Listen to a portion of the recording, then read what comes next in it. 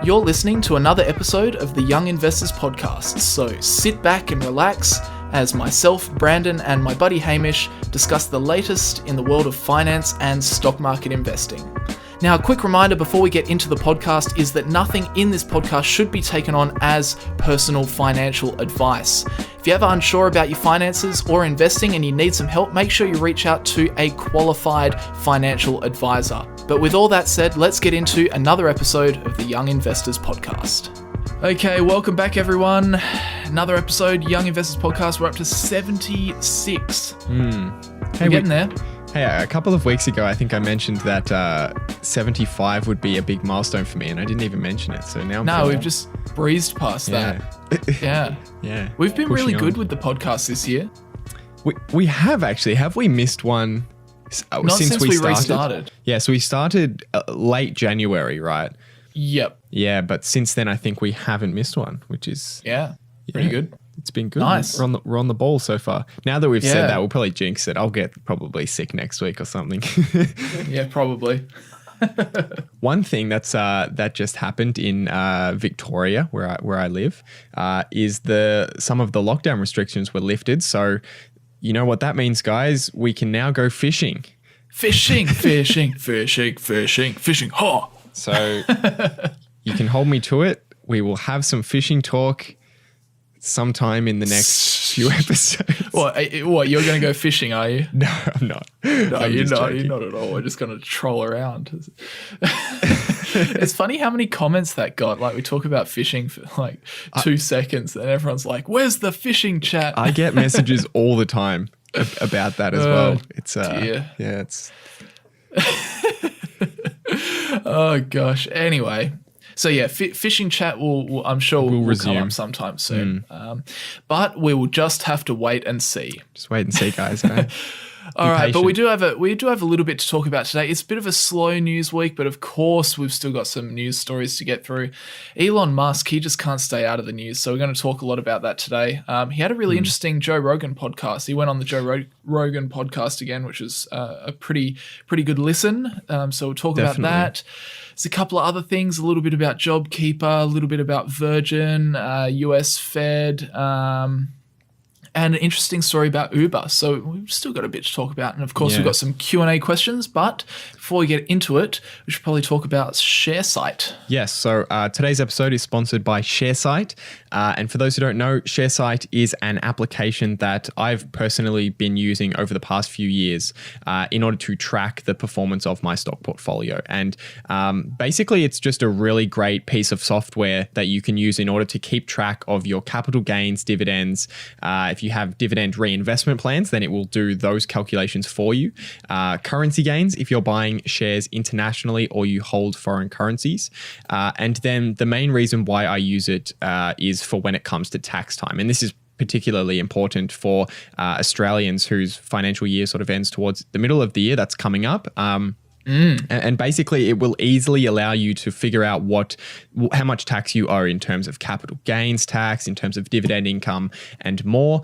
And there's a bunch of other different reports that you can use in order to track your performance. And I think certainly one of the things that a lot of people don't do is one of the things people do is they have money invested in a bunch of different trading accounts, and they don't really know what their overall return has been. And I think keeping track of that, it can be really hard, particularly with currency gains if you're buying international shares or dividend reinvestment plans. So being able to bring it all into one place, have it calculate automatically for you is a great way to see how your wealth is growing over time accurately. And basically you can try Sharesight for free by heading over to sharesight.com/young investors. And that is site spelt SIGHT. So that's sharesight.com/young investors. So you can try it out for free. And then if you want to sign up to a paid plan, you can also use that link to get 4 months free when you sign up for a yearly subscription. And as Brandon corrected me last week, that is about 33% off. That's not 25% off. That bit was funny on playback when I listened to the podcast. It played back well, but your brain you just had a brain fart, didn't you? Yeah, it was a bit too early. We're doing it a little bit later today, so my brain is functioning slightly Sharp better. as a tack. Got the calculator out. No, but but yeah, 4 months free. Sharesight / young investors. That's it. All right. That's it. we should, all right, let's get into it. Where should we start today? Where do you want to start? We got to start with Elon Musk. Yeah. We got to talk about this guy. What is he doing? He's opening his factory. He's sending his workers to a certain death. It's just, what is this guy doing? That's basically what the media narrative is. Anyway, although, so essentially the story goes on May the 12th, Tesla restarts. That's only a couple of days ago from when we're recording this, but Tesla restarted their production at their Fremont factory against Alameda County rules. Right. And that's in California, right? That's in California, yeah. Cool. Now, I don't really understand how the chain of power goes in the United States, especially when it gets down to a state or whatever, a county level. But it seems as though everybody else in a position of power said it was fine for them to open up their factory again. Right. And it was an Alameda County public health officer or someone like that said, no, you can't. What? And yeah, so essentially there's this one person working in the, I don't know, whatever the American equivalent of the Department of Health is. And they said that Tesla cannot reopen their factory yet because of, I don't even know why, some reason, some BS reason. Anyway, and then this sparked a whole lot of controversy on Twitter. Just everyone has an opinion on this. And, obviously the anti-Elon Musk media is like, oh, Elon's sending his workers to death by reopening his factory, blah, blah, blah, blah, blah. But then Elon makes a very valid point, is that every other US automaker that's operating in California has reopened. The only one that hasn't been able to open is Tesla. Oh, hang on. So, literally every other, like that. I think the reason here is that Tesla is the only one that produces cars in California. But in terms of all other operations, like obviously, other car places have operations in, California. Corporate, all of that, that's fine. Yeah, that's fine. You guys can start up again. Oh, Tesla? No. It's like, what the hell? Yeah, that is strange. Yeah. Yeah.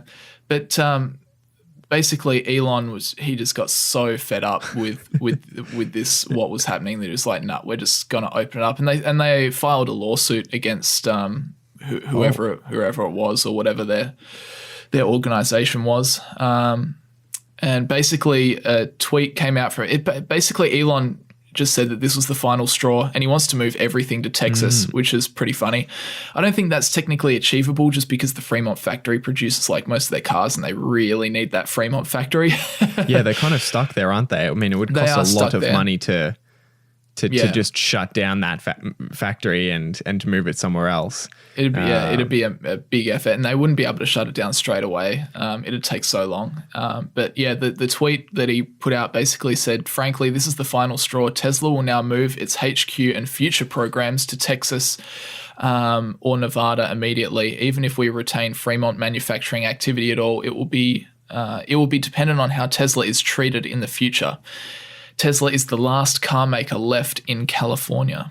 So there you go. I mean, I think that's fair enough. I think businesses should do that. I mean, if they're being singled out in particular, for sure, they should just use what power they have, which is that they're probably generating quite a fair amount of tax revenue for the state, and there's jobs and that sort of thing. Use that power in order to say, hey, you've got to treat us at least fairly. I mean, they certainly wouldn't be the first company to do that. I know that Amazon sort of shops around for where they're going to put their new it's part centers of and stuff. It's part of the business. It's part of the business process. You got to try and, obviously you're running your business in the best interests of the owners of that business and the shareholders. You've got to try and get the best deal for them. I mean, that's part of your job as an executive by law. Is that you have to operate in the best interests. But yeah, the question that I just come back to is I still don't understand why. Why were they not allowed? Like, I just don't get it. It's just, maybe it was just, singling out Tesla for some hate reason, or maybe they'll getting paid to do it or something. That wouldn't surprise me. But yeah, well, if there's no other car manufacturers actually manufacturing in California. It could just be that that particular county believes that a manufacturing line, an assembly line, is more at risk in relation to this. So, I mean, I can see that argument. I don't agree with it. Yeah, it's bizarre. But anyway, they're up and running now. Even Donald Trump weighed in on this argument. Of course he released a tweet saying California should let Tesla and Elon Musk open the plant up now. It can be done fast and safely. But that's the funny thing. It's like everybody's standing behind Elon Musk that he should get his, like, anyone in a position of power is telling him to reopen, except for that one health official and all of the anti-Elon Musk media. Yeah. But anyway, so, you know, that we literally will have to wait and see what comes of this lawsuit and what happens if, you know, Tesla cops a fine for reopening the factory early, or whether they win their lawsuit. I was just going to say, I found his tweet funny where he said that we're opening manufacturing today. Please don't arrest anyone except me. If you're going to arrest someone. If you're going to arrest anyone, just arrest me. Yeah. So that's funny. But anyway, so that was that. That was probably one of the biggest news stories that has been floating around this week, mainly just because everyone wants to try and hate on Elon Musk. Come on, the guy's doing a good thing for humanity. Far out. Anyway, I wanted to a flow-on story from this one is something interesting. Is that during the lockdown, the coronavirus lockdown, a GM-funded manufacturing plant was supposedly making ventilators. However, they just got shut down because an investigation into what they were doing found that they were making car parts instead. How funny is that? Oh no! So they were telling people they were making ventilators. Yep. And instead they were making cars. Yeah, they were found making car parts. How funny is that? Now, to be honest, I did do a bit of digging into this. It's not General Motors' fault that this was happening. It is a different company that has partnerships with General Motors to make components for their vehicles. So, of course, the media was quick to jump on the General Motors name and just say, General Motors plant is doing something wrong. But it's an independent plant that has, I think, contracts with General Motors. But the article reads, manufacturing plant in Mexico was able to stay open after disclosing it was working with GM to make respirator parts. On May the 4th, the Federal Labor Ministry shut the plant after finding no evidence that the unit was making respirator parts. Oh, God, that's hilarious. But, it just shows you, like, the lengths that some of these businesses are trying to go to just to keep business up and running, keep the money flowing. I don't know. It's like it's kind of a bit of like a moral, I don't know what the word is, moral quandary or something like that. I mean, obviously most people want to shut down their plants in the interest of public safety. At the same time, if you shut down your plant and you're not making any revenue, then you have to stand down your workers, and then your business might go. Like it's a difficult position for some business owners to be in. But you'd hope that most people err on the side of human health and safety. Yeah, especially during the time when we were really supposed to be locked down. Yeah, I mean, definitely lean on the side of human safety, but not to contradict what we were just talking about with Elon Musk.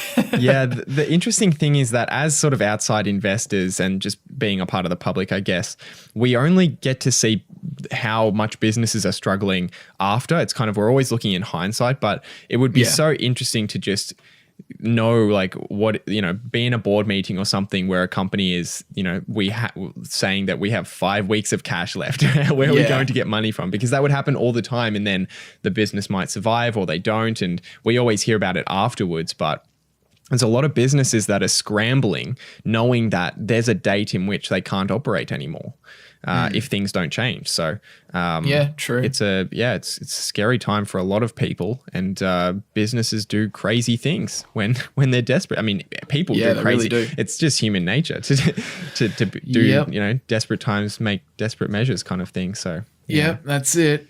That's it. But yeah, come on. I mean, if you're saying you're making respirators, then at least make some respirators. Yeah. Like the fact that they did a sweep and they found no evidence that, like, you would have thought, even if you're making car parts, like, just make 3 respirators and just put them in a corner. Just have like so a that room. if someone comes, you could just pull them out real quick. just have like a room to the side. Yeah. Oh, no, we're not making them in here. We're making them in this other room over here. We'll give you a tour of that room. No, you don't need to go into the main warehouse. No, don't go. No, stop. Don't go in there. There's just one guy in this tiny room with like a screwdriver. Like, hey guys, the rest of the factory is just running car parts. Yeah. The CEO just told this one dude just to take apart this respirator and put it back together again. And then take it and apart. just keep doing that over and over and over. And if anyone asks you what you're doing, say you're building a respirator. Oh God. That's pretty funny. That is very funny. Yeah. Anyway, naughty. Don't make car parts, make respirators. Not appropriate. Speaking of not appropriate, Elon Musk's baby's name. Oh, what the hell is he doing? What the? Although he did say on that Joe Rogan podcast that the name was basically Grimes's doing. That is true. Like, yeah. Elon said he didn't really have too much of a say, except like he put in, I got to look it up. I can't even remember what it's called. His contribution was to the name was naming partly the name was like an old aircraft or something. Yeah, the Archangel or something. It was like the A12 or something. I don't know. Yeah, something like that. XAE A12. Yeah. And I think this is handy. I think it's how to pronounce Musk and Grimes' baby name. Yeah, Apparently the AE is pronounced Ash. Yeah. So what? It's Ash. X-Ash Archangel, I think, or something like that. X-Ash A12. But it's not Archangel, it's A-12. Yeah. I mean, maybe think you say Archangel, but like... There was something about that plane. I don't know. I know nothing about jets or anything, but one of the jets was named Archangel or something, and that was its little... I mean, I know nothing about it. It's like, I don't want to explain it. X-Ash A12, dinner's ready. Yeah. X. What the hell? I don't get it. But yeah, anyway, looking past that, it was an interesting podcast. Yeah, it was. And I wish I'd listened to it like just before we recorded this, because I've forgotten quite a lot of it, and I watched it a little while ago. But there was a number of topics that they spoke about, and I mean, it was really 2 main ones though. Like, they always discuss heaps, but it was really just the gist of it was Neuralink, and then Elon's thoughts on the lockdown from coronavirus. That was really the guts of it. Yeah, because Elon was facing a little bit of controversy, I think, around some of the tweets that he'd made around coronavirus. Right in the heat of it, yeah. Yeah, saying that, don't restrict, I don't know, he was like tweeting freedom in all caps and free the people like or something. I don't know. He was... Free America now! Yeah, it looked like he was kind of losing it a little bit in some of the tweets. But I mean, I thought his explanation, I don't want to get too political in this, but I thought his explanation was okay. And I like hearing people's opinions about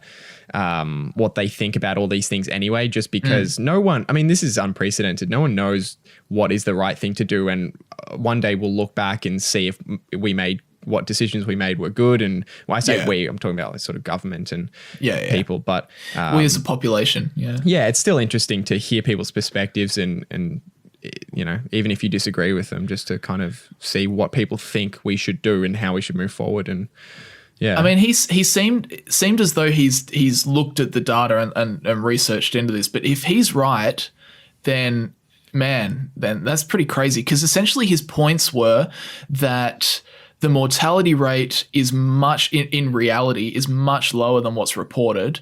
And that's because they're facing a big issue in the US of doctors.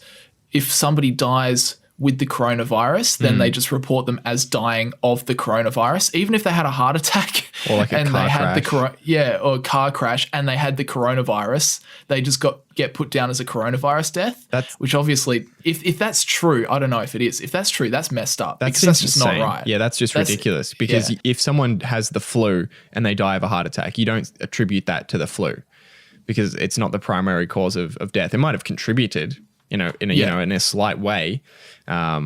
But if it's not the primary cause. But yeah, that was probably the most interesting thing I found out of that conversation was if that's true about what's happening in the US, then it makes the numbers completely irrelevant. And it means that his whole argument was we want to see some real data. Like he wants to know the actual number of how many people have it, because on top of that, so that argument where the number of deaths directly caused by corona could be lower, he was also saying that the total number of people who are infected might be higher because of the number of people that are asymptomatic,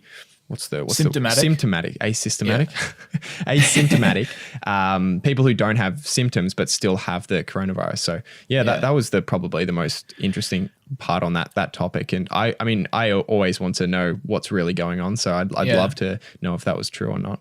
Another thing I took out of it was his discussion on the funding for US hospitals for people that I don't know if that's true either, but I think he was saying that if someone gets the coronavirus, they get like $8,000 of funding.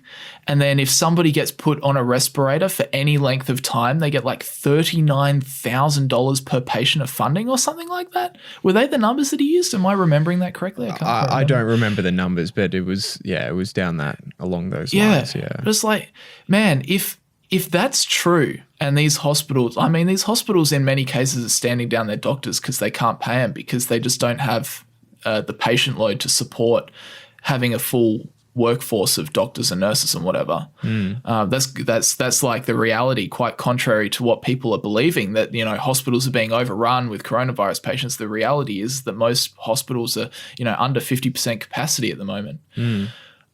So if you're management of a hospital and you see your hospital going down the drain, but you get, whatever it is, X amount of dollars if you put someone down as a coronavirus patient. And if you put them on a ventilator for any length of time, you get like thousands and thousands and thousands of dollars. I mean, this is what we're going back to before, the bit of the moral quandary. It's like, are you going to just let your business suffer and die? Or are you going to, I think obviously we like to believe that we'd always do the right thing. But I mean, you can look at so many instances in history where that's just not the case. Humans don't do the right thing when they're under pressure. They do the thing that kind of best interests themselves or the company or whatever. So, I don't know. Yeah, it was certainly an interesting discussion. The Neuralink stuff is always fascinating to talk about because... Man, that was ridiculous. Musk always has the shortest timelines for things. Like he does. Like they were talking about a time where in the future humans wouldn't have to speak to communicate to each other.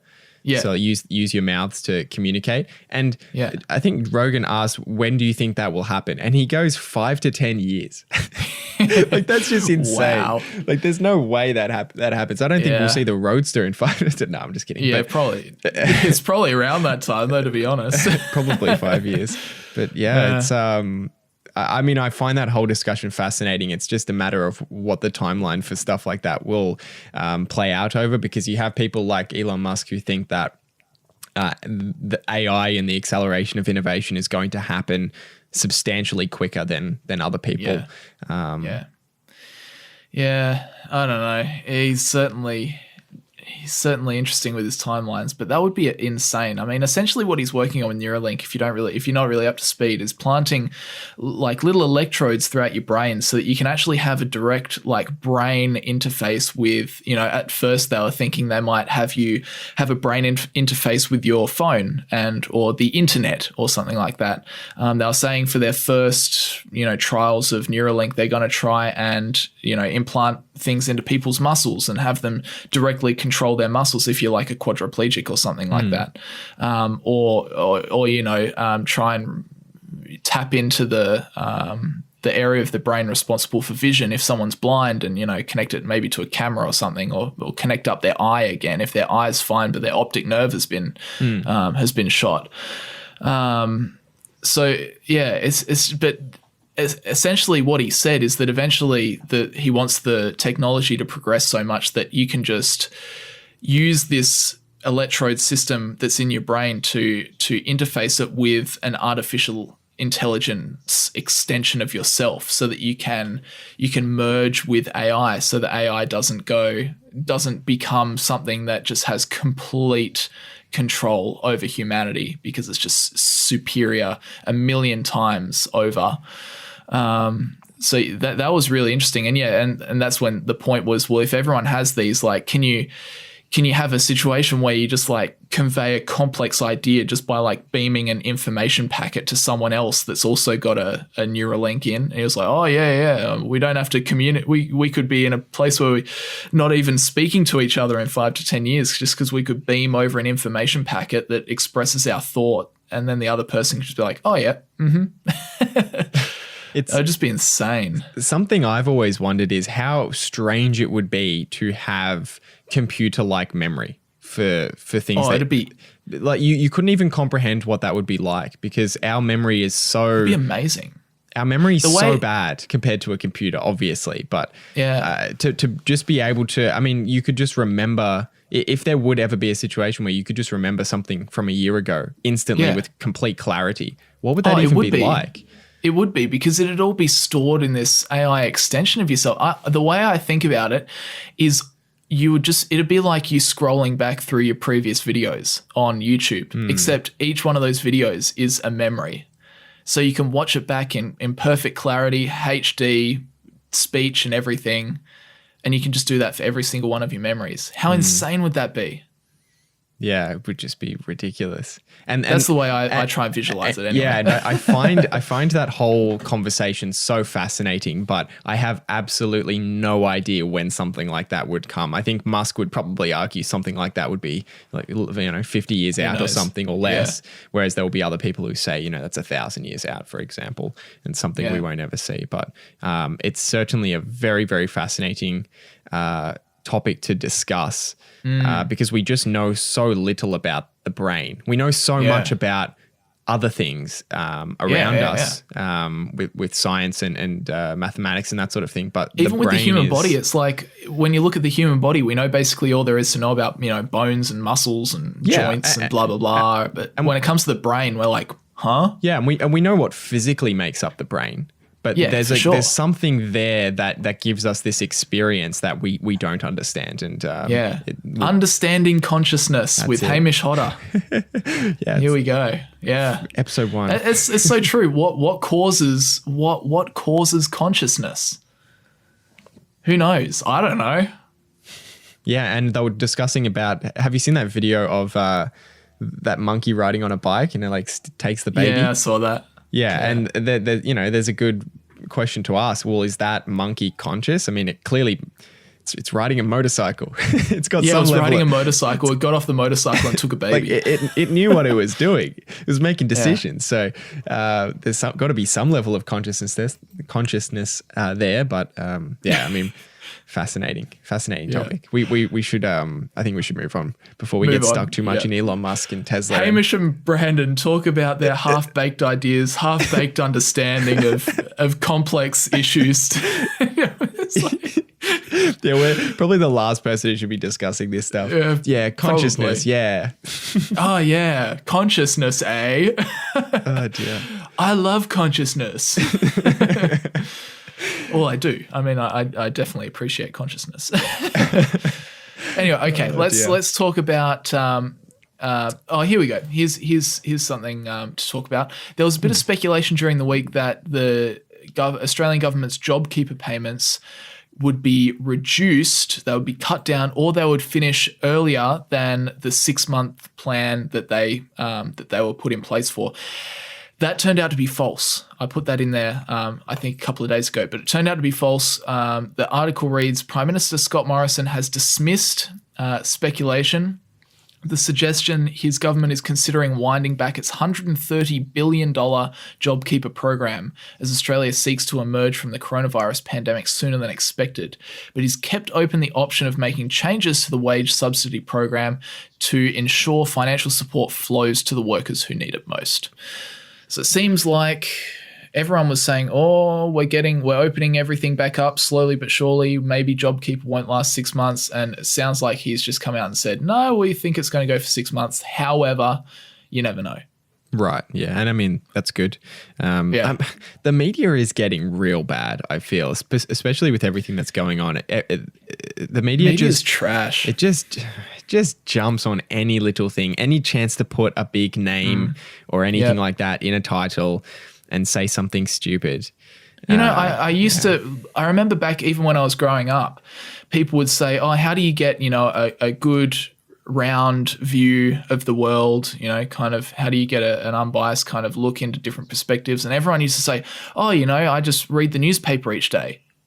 And now I'm like, if there's one thing that you should avoid doing to maintain an unbiased view of the world, avoid reading the newspaper. Yeah. Do not read any newspaper. If you are reading a newspaper, cancel your subscription right now, throw it out, put it in the recycling, but do not read the newspaper. If you want to form an unbiased opinion of this world, I think reading the newspaper is one of the worst things you can do. Yeah. And it's really hard. Elon was even talking about this recently. How do you know what media outlets to trust to try and form an unbiased view of the world? I mean, can you even trust any? They seem to all have an agenda one way or the other.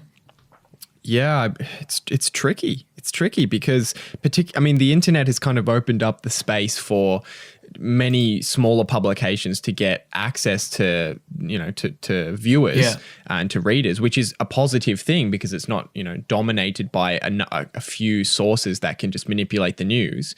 But the negative side of that is that you have all of these smaller publications that are desperate to get attention. And even the bigger ones are desperate to get attention. And the result of that, particularly on the internet, is, well, we need to get someone to click on this article with 6 words. So what 6 words can we combine to get them to click? Because after they click, the ads pop up, we get our AdSense, and that's it. That's all that really matters. Yeah. I mean, obviously there's publications with integrity where, that seems like a short-term kind of solution, and I would like to at least think that the journalist companies and the people writing these articles know that over the long term, if they want to maintain viewers and get repeat viewers, then they need to write good articles that are accurate to the titles and to the situation. You'd hope so. But I don't know. You really don't know. I mean, people love a story, even if it's not true. It's so true. They'll try and find anything. And I mean, confirmation bias is just wreaking havoc. People want to find what they believe in and blah, blah, blah. And we've got social media that tries to make that happen and blah, blah, blah. But it's just like if someone came up to me and said, hey, I'm trying to find a non-biased viewpoint on what's happening in the world or in world politics at the moment. Can you recommend where I could go to find something? I would have no idea what to say to them. I would not know. Yeah. Yeah, I've just got no idea. I think that just makes me super skeptical. Like, I know whenever I read something, no matter where I'm reading it, I always am just reading it with a grain of salt. Yeah, you have to read articles and look out for when they're pushing an agenda versus just stating the facts. Because, I think it's sometimes it's not so obvious, but you should be reading an article about an event to know the facts, not. Well, that's why I would want to read it, but I guess opinion has its place as well. But to know the facts first and then, recognize that if it's opinionated, then it's going to lean in a direction. And there'll be articles that lean in the other direction. I mean, everyone's got their own opinion, but you just got to try and be non-biased. I mean, even today, literally today, one example was I was looking into that Elon Musk story, and I'm a massive Elon fanboy. Like, I'm go Elon Musk for sure. But I was reading something about that Alameda County Health Department, whatever, put out or spoke to the New York Times, and then I saw a quote saying that they're deliberately trying to slow the communication between the county and Tesla. And I was like, whoa, what the hell? That's messed up. Whoa. And then I kept, and then I kept reading and I kept reading. And then it turns out that that wasn't the case at all. they actually said that because Tesla had now filed a lawsuit, that slows communication between the two. Whereas the pro-Elon, like super pro-Elon fanboys were saying, oh, they're deliberately slowing communication. When they were just saying, actually, no, because they filed a lawsuit, that naturally is slowing our communication because like we have to be super careful on what we say. Yeah, I mean, I saw an article that was titled "Elon Musk could face 90 days in prison," and I mean, that's technically true to the what he was doing, that he could have been arrested, but it was like maximum of 90 days and a maximum of a $3,000 fine. It's like, has anyone ever in that position been given 90 days prison? Like, it's obviously not what is likely going to happen, or even, but that's the title that comes out because it's the maximum penalty that is possible to get for that offense or whatever. But that's crazy. It's just ridiculous. Anyway, oh gosh. All right, well, let's talk. We've still got a couple more news stories to get through. Yes.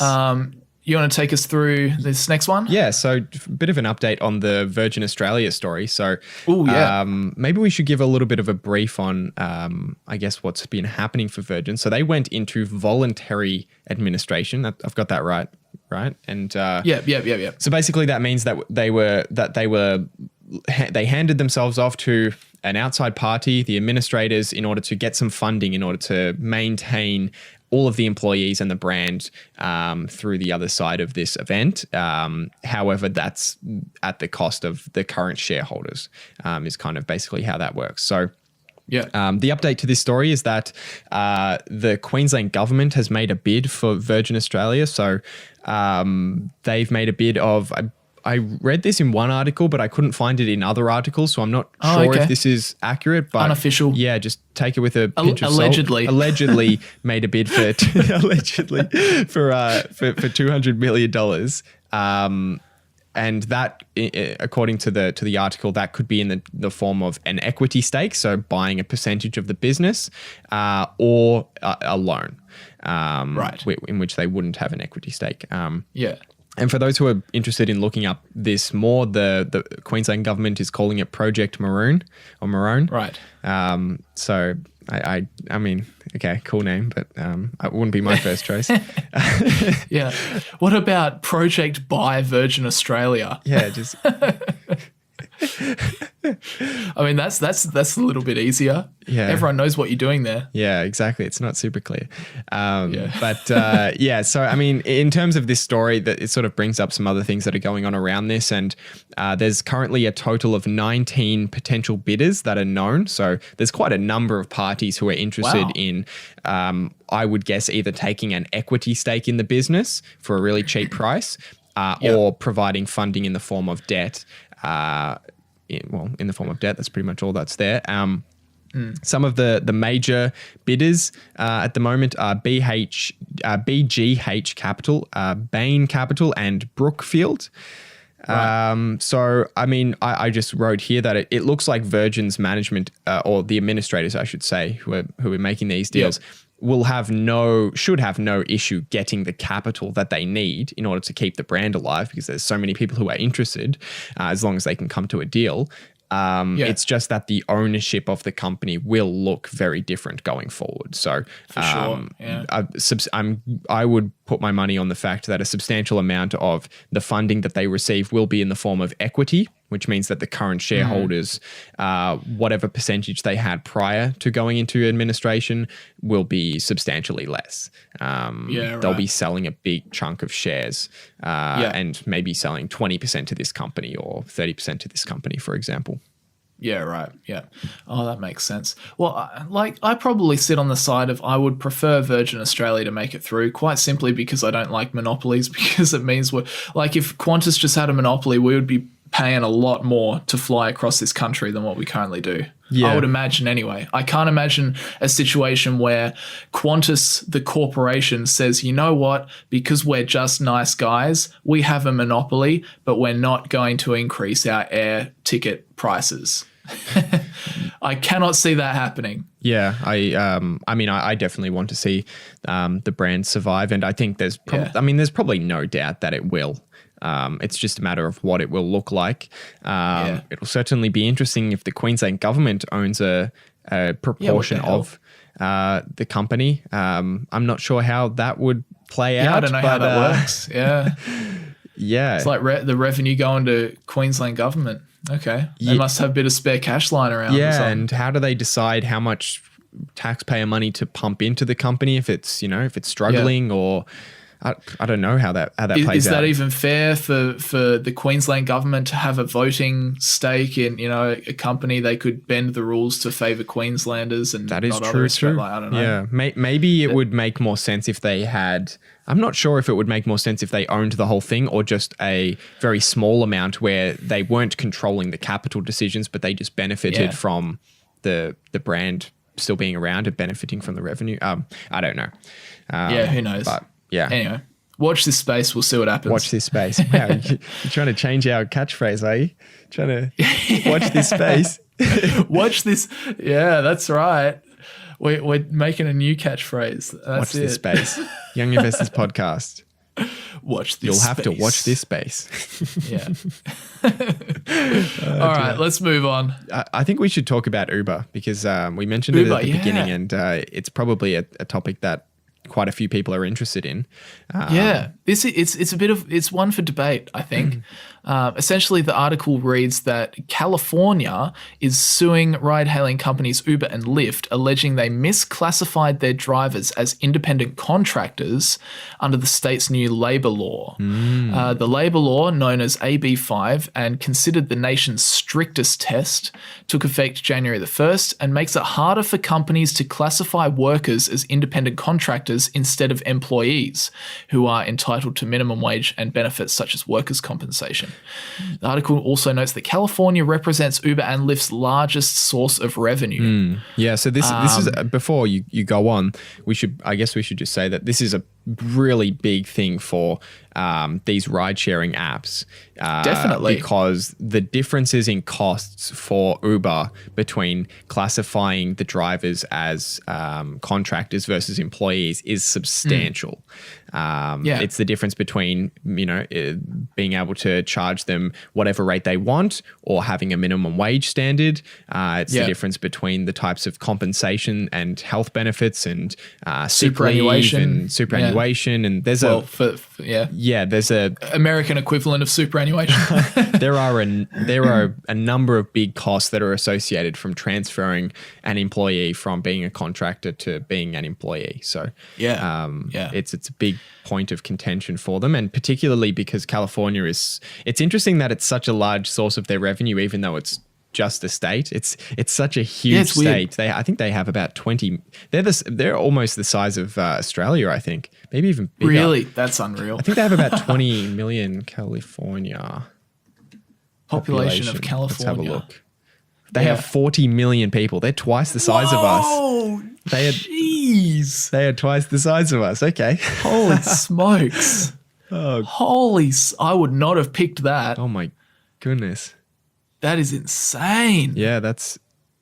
Yeah, so 40 million people. Very dense. I wonder how much of that was came out of I guess all of the tech companies that have sort of grown in there more recently and the increased population based because of that. I'm not sure, but I got no idea. But this is a super interesting story because you're right. The landscape looks much different for Uber and Lyft if they have to class all their drivers as employees as opposed to contractors.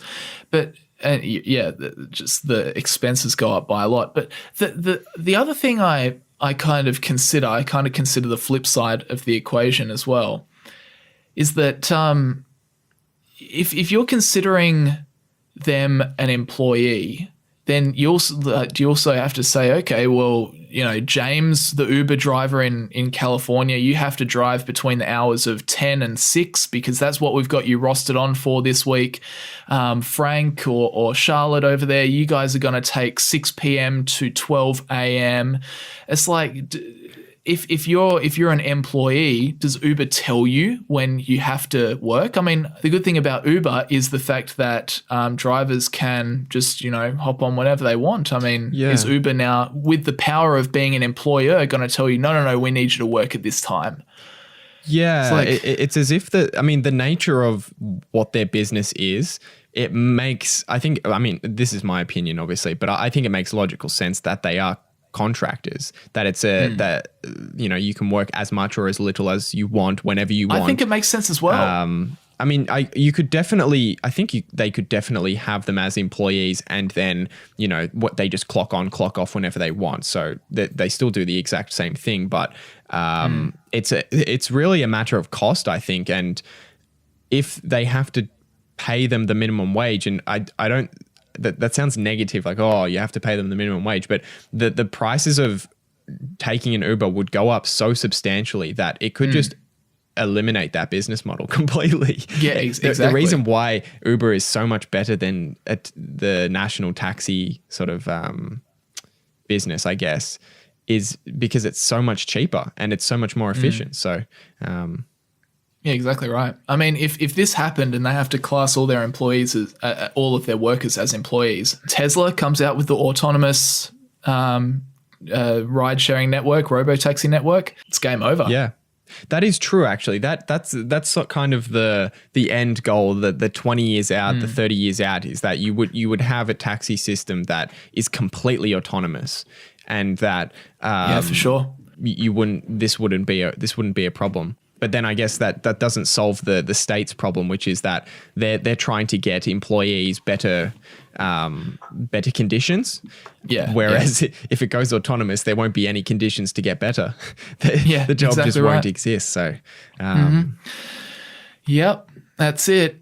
Yeah, that's it. It's one of those just interesting situations that really didn't exist, 5-10 years ago or something like that. Yeah. It's always fascinating to see how new business models come up, and then legislators have to sort of deal with the changes that are happening and figure out what's the right thing to do. And it's always fascinating. And go on. One of the things I took from Ray Dalio's talk, he was like, how do we get through this, this tough time? He's like, if you look back at history, the way that humans get through these tough times is through the innovators, through the people that can adapt quickly and innovate and change business models. And, obviously the taxi kind of business model has been around forever, and now it's changed to kind of this ride sharing service. And in the future, it's going to change to this driverless vehicle solution. Yeah. The people that come out or help get us through these tough times, or, they bring us out, they pull us out, are the innovators, the people that adapt to whatever stress they're being put under, can adapt the best. So yeah, it's interesting. I mean, the company that will do the best in this situation will be the one that is best equipped to adapt to, a driverless car scenario. That's why I keep saying, I'll be the first one to say, I think Uber will go out of business at the hands of Tesla. I think that will happen. It may not happen next year or the year after that or the year after that, but 5, 10, 15 years, I think Uber's going, crap, we didn't develop a driverless car. We're still paying our drivers. Tesla's like, you guys are still paying your drivers? What the hell? It's like, we were the innovators here at Tesla. We saw this coming. We adapted. We made the system, suffer. I mean, really, you could argue that Tesla, if that situation plays out, they deserve to be able to put Uber out of business, as kind of odd as that sounds. If you're the innovator and you adapt to the situations better, then good for you. Yeah, it's as if Elon Musk and Tesla made a smarter bet, a longer term bet on what kind of software they want to develop. Because the autonomous driving stuff, it's cool at the moment, but it's not something people. It's not every day. It's not mass appeal, and it's not something that people need at the moment. But it will be something. And I mean, what Uber has is nothing special or nothing proprietary when cars go autonomous. People, if no one wants to drive, then what they have is kind of irrelevant. So I think we should get into some Q&A. All right, let's do it. And all right, which one should we start with? Got a preference? Let's do this bottom one here. All right. I'll read this one to you. Sure. So thanks for answering my question about index ETFs last week. Wow, this guy gets 2 in a row. What a lucky, bang, bang. What a lucky man. We're happy to help. I have another question this week. with those index ETFs, I've been looking into an equal weighted one. What are the advantages and disadvantages to equal weighted versus market cap weighted index ETFs? Yeah, so you can kind of get a sense for what both of those terms might mean in the case of an ETF, but I still did a bit of research on this one anyway. So to get the proper definition, cap weighted means buying more of the stocks of the companies that have higher value for their outstanding shares, whereas equal weighting means buying the same amount of each company that's in an index. So equal weighting, you've got 200 companies in an index, you buy the exact same amount of each, so that it's equally weighted. Market cap weighted means that the amount of stock that you hold is weighted depending on how much weight that company has in that index. Does that kind of make sense? I hope I explained that well. No, you explained that very well. Yeah. So this article continues saying, generally speaking, smaller companies have the potential for greater growth than larger companies. I guess typically that makes sense. An equal weighted investment means a portfolio has a higher representation of smaller, cheaper companies. Well, I don't know about cheaper, but smaller certainly. If those small companies have dramatic gains, the investor can make more money on those stocks. The downside, however, is that smaller companies have a higher risk of failure. So yeah, with those, if you're equally weighted, then I guess technically you're making a bigger bet on the smaller companies in the index. Whereas a cap weighted, obviously more of that money is pushed towards the larger, the more established companies. So generally speaking, people might call them safer, although safe is an interesting word to use when it comes to stock market investing. Maybe lower risk. Essentially, if you're in a cap weighted ETF, you're just making a bigger bet on the bigger companies and less of a bet on the smaller companies in an index. Yeah, right. Okay.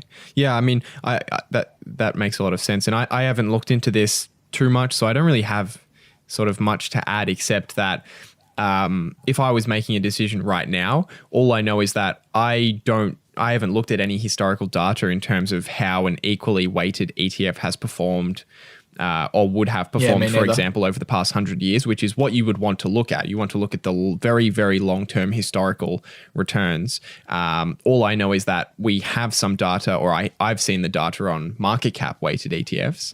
And, we know that they've historically grown at 6 to 10%, 8 to 10% for the US or Australian markets. So if you were considering this, I would take a look historically at, if you can find that data, how that ETF would have performed over the past few decades, and then you can sort of make your opinion about which one you would like to be in. Yeah. Now that sounds good. All right, which one should we do next? I don't know. You pick me. Surprise me. All right, I'll surprise you. I feel like lately investing in the stock market is like betting on the Fed and government decisions. Can you talk to this mentality?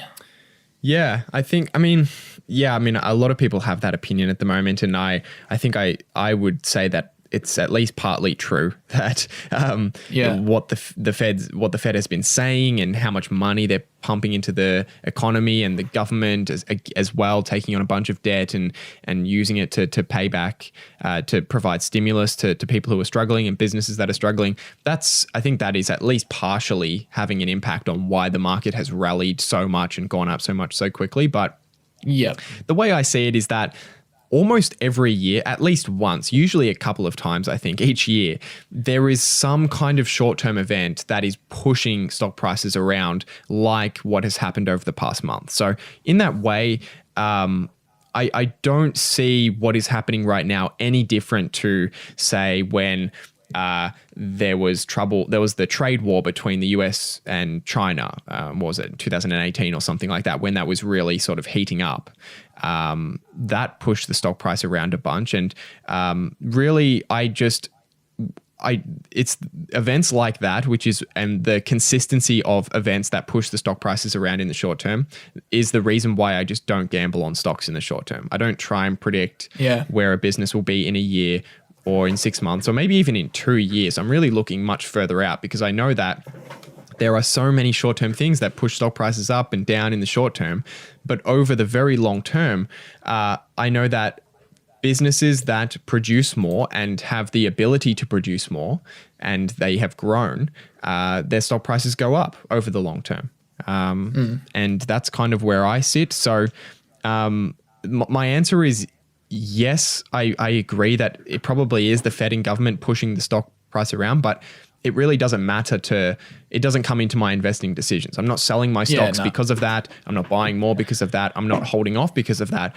I just look at the prices of businesses that I want to own. And if they're cheap, I'll buy them. If they're not, I won't. And that's really it. Yeah, I think that makes sense. I mean, that's a good point you raise where like you can probably bet that the Fed will do a couple of things, positive or negative, throughout each year. So, I mean, you just got to almost, I try not to think about it. But yeah, you're probably right in that the Fed just pumping money into the markets at the moment.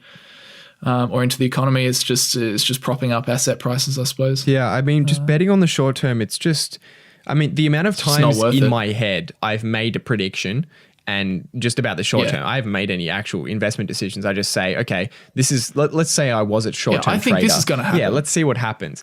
It's almost, sometimes it's right, sometimes it's wrong. I mean, if you look at the earnings season, so many people were predicting that the stock market was going to cave after earnings season. And then there were still a lot of companies that missed expectations big. So the expectation was they dropped 30%, and then their earnings actually dropped 40%, but their stock prices still went up. So there's no set of rules that you can use, I think, to predict these short-term events. And it's why I just stay out of it. And I play that game in your head yourself. Like make a guess about what's going to happen and do it on a bunch of different things and see that you'll be right sometimes and wrong sometimes, and use that as evidence as to why you should care more about finding a great business that can survive through the bumps in the road and grow over the long term. And that will serve you much better. At least that's my opinion. That is also my opinion. All right. With that, let's wrap things up. Yeah. Let's... That was a good podcast. Yeah, it was. I thought we were going to come up short today, but no. Alas, still filled in the whole hour because it was quite a slow news week, really. Yeah. Not really too much happened. I mean, I think we just found cool stuff to talk about within each of these news stories. Definitely. And if nothing happens next week, we'll be back on Elon Musk's Twitter feed to bring you another hour of... I tell you what, you could probably make an entire podcast called Elon's Twitter. Elon and Trump's Twitter. Oh gosh, you could definitely do one on Trump's Twitter, but would you want to? No, not at all. I wouldn't want to. God damn. Yeah, well, thanks everyone for tuning in this week again. And again, a special thanks to our sponsor, Sharesight. So again, if you want to try it for free, you can. There's a free plan. So head over to sharesight.com/young investors. That site spelled SIGHT, sharesight.com/young investors. Try it for free for as long as you want. Do it. And if you want to upgrade to a paid plan, you can also use that link to get 4 months free when you sign up for a yearly subscription. So take advantage of that. And if you have any questions for next week to include in the Q&A session, then head over to the YouTube version of the podcast. We should change the link for that so it's just youtube.com/young investors. But at the moment it's not, so don't go there. No. Just search Young Investors Podcast on YouTube. You can find us there. Is that it? I think that's it. Thanks for joining me, Brandon. That's it. No worries. And see you next week, guys. Cheerio.